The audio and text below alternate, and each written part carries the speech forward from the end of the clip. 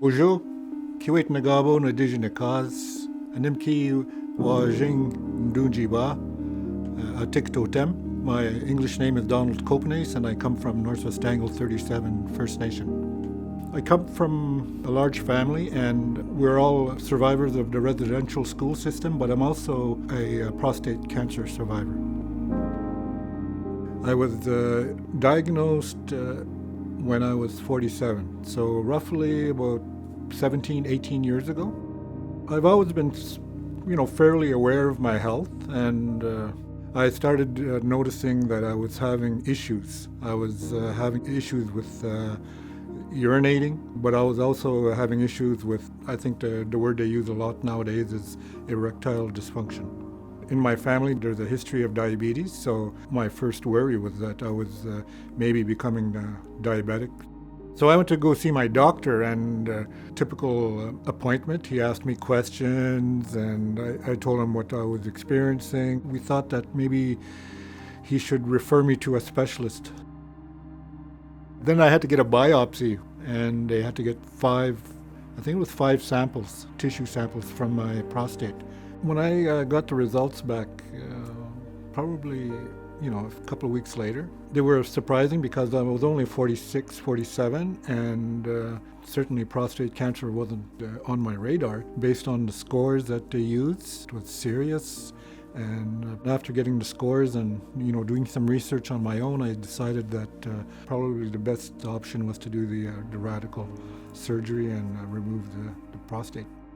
The surgery was a success. Wasn't experiencing some of the after effects that you read about. I didn't experience incontinence. Certainly was able to return to a normal sex life, I guess. I'm a guy, so I was happy about that, and we still had to do PSA tests to track how my recovery was going. It was probably about after 6 months that the tests were showing that I was still getting some positive PSA tests. The specialist told me that the surgery most likely didn't remove all the tumor. The recommendation was that I go for radiation therapy. The radiation, it went fairly smooth. Didn't have any real issues with it. It was probably the last 2 weeks where I started getting tired, no energy, wanting to sleep. Other than that, radiation therapy was not a big concern. It's been 17 years. I still go see the doctor each year. I get my annual PSA test. That's how we monitor whether the prostate cancer is returning, and so far so good.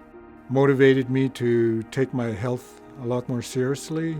I got into fitness and being more conscious of my health in general. I got into running. I've been able to finish 3, official marathons, so I'm quite pleased with that. I've done lots of half marathons, 10-kilometer races. I think it's done a lot of good with keeping me healthy in every way, physically, mentally, spiritually, emotionally.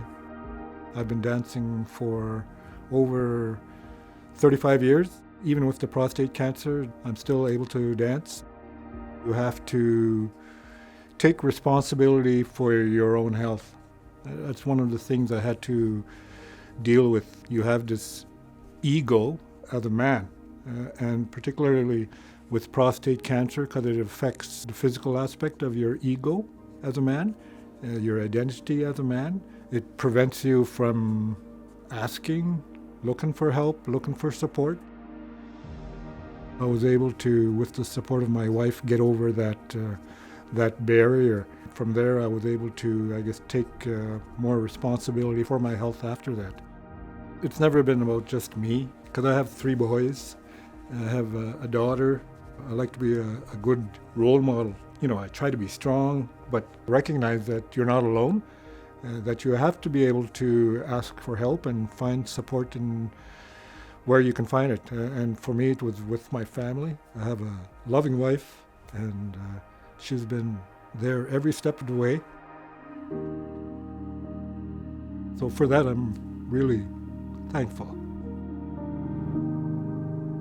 Miigwech.